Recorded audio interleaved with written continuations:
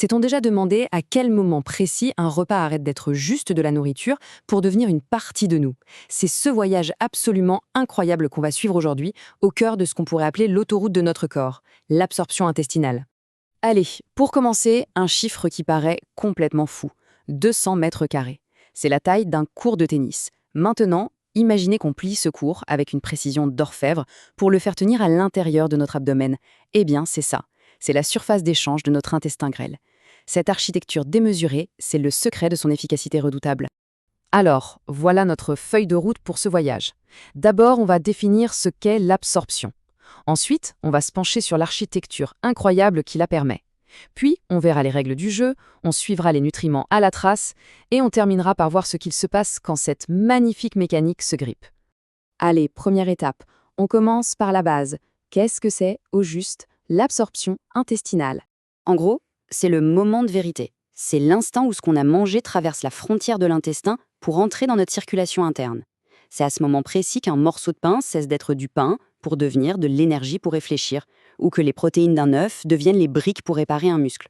C'est, tout simplement, la transformation de la nourriture en vie.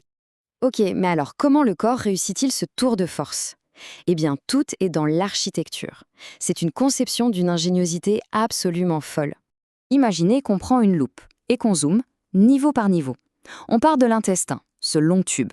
Mais si on regarde de près, sa paroi est tout sauf lisse. Elle est recouverte de millions de petits replis, un peu comme les doigts d'un gant. Ce sont les villosités. On zoome encore. Chacun de ces doigts est lui-même tapissé de cellules, les entérocytes. Et ce n'est pas fini.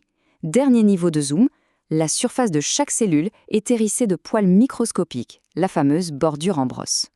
C'est cette structure en poupée russe qui permet d'atteindre cette surface d'échange gigantesque.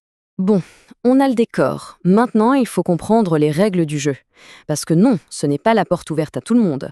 Pour traverser cette frontière, il y a des lois très strictes à respecter.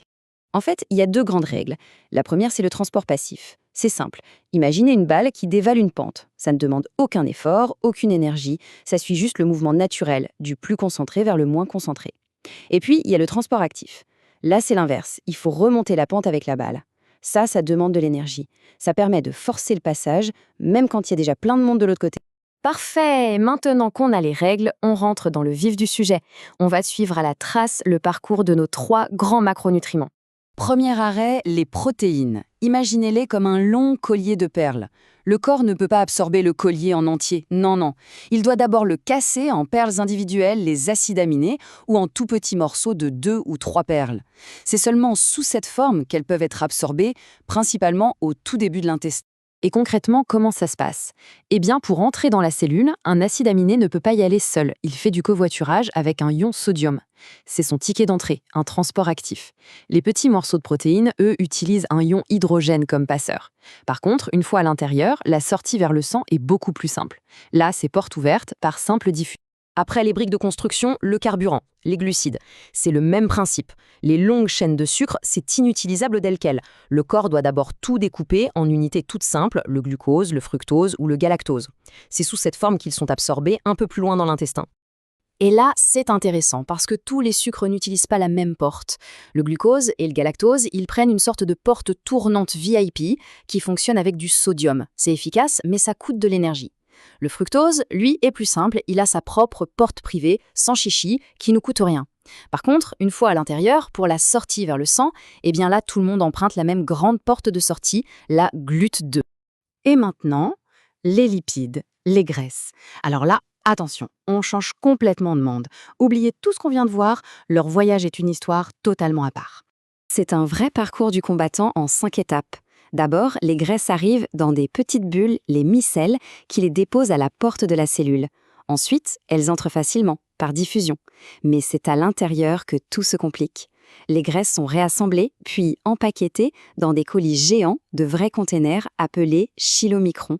Et c'est là le point crucial. Ces colis sont bien trop gros pour passer par les petites routes du système sanguin. Alors, ils empruntent une autoroute alternative, le système lymphatique, un réseau parallèle qui les amènera plus tard dans le sang. Ok, on a vu les gros morceaux. Mais l'histoire n'est pas finie. Il y a aussi d'autres passagers essentiels, l'eau et les vitamines. Et elles aussi ont leurs propres règles. Tenez-vous bien. Chaque jour, près de 10 litres de liquide transitent par notre intestin. 10 litres. C'est bien plus que ce qu'on boit. Ça inclut la salive, les sucs digestifs. Et le plus fou dans tout ça, c'est que sur ces 10 litres, notre corps en réabsorbe 98%. C'est une usine de recyclage d'une efficacité absolument hallucinante qui se fait toute seule par osmose. Pour les vitamines, c'est un peu chacun sa méthode. Celles qui aiment l'eau, comme les vitamines B et C, ont souvent besoin d'un transport actif. Et parmi elles, il y a une vraie star, la B12. Elle est très précieuse. Elle ne se déplace jamais sans son garde du corps personnel, le facteur intrinsèque. Et de l'autre côté, on a les vitamines qui adorent le gras. A, D, E, K. Elles sont malignes. Elles jouent les passagers clandestins en se cachant dans les micelles de graisse pour traverser la frontière. Toute cette belle mécanique est d'une précision incroyable. Mais elle n'est pas infaillible. Parfois, elle peut s'enrayer. Alors que se passe-t-il quand ça déraille? On appelle ça le syndrome de malabsorption. Et c'est une situation terriblement paradoxale. On a beau manger sainement, manger tout ce qu'il faut, si la frontière est abîmée ou si les transporteurs ne fonctionnent plus, eh bien les nutriments restent à la porte. Le corps se retrouve alors en état de carence, même avec l'estomac plein. Finalement, l'absorption intestinale, c'est une magnifique chorégraphie silencieuse, une parmi des milliers d'autres qui se jouent en nous, là, maintenant, à chaque seconde. Et ça laisse songeur, non? Quels autres mécanismes incroyables, parfaitement invisibles, sont à l'œuvre en ce moment même pour nous permettre d'être ce que nous sommes?